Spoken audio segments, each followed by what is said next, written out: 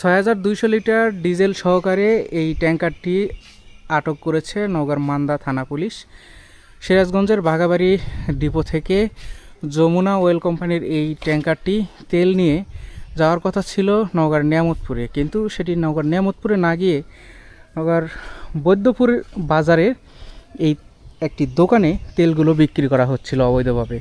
মান্দা থানা পুলিশ গোপন সংবাদের ভিত্তিতে সেখানে অভিযান চালায় এবং স্থানীয় এলাকাবাসীদের সহায়তায় এবং থানা পুলিশের প্রচেষ্টায় এই ট্যাঙ্কারটি কিন্তু আটক করা হয়। আপনারা দেখতে পাচ্ছেন ট্যাঙ্কারটির নাম্বার নওগাঁ ট 110021।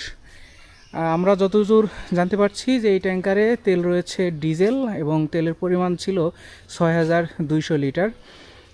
মান্দা থানা পুলিশ ইতিমধ্যে এই ট্যাঙ্কারের সাথে দুইজনকে আটক করেছেন এবং সেই দুইজনকেই কিন্তু আদালতে প্রেরণ করা হয়েছে।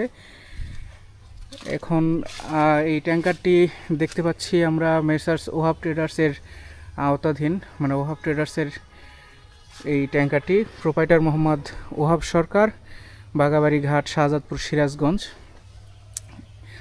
এভাবেই শত শত নয় হাজার হাজার লিটার ডিজেল, পেট্রোল, অকটেন অবৈধভাবে গোপনে বিক্রি হয়ে যাচ্ছে, মজুদ হচ্ছে, যার ফলেই কিন্তু এই সংকট দেখা দিচ্ছে।